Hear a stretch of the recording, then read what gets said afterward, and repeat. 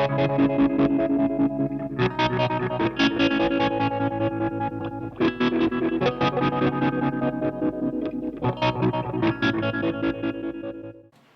everyone, this is the sound demo for the Livingstone Delay. I'll leave a link to the video where I open up this pedal and we have a look inside. Just to quickly bring you up to speed, it uses the PT2399 chip, which is a digital delay chip.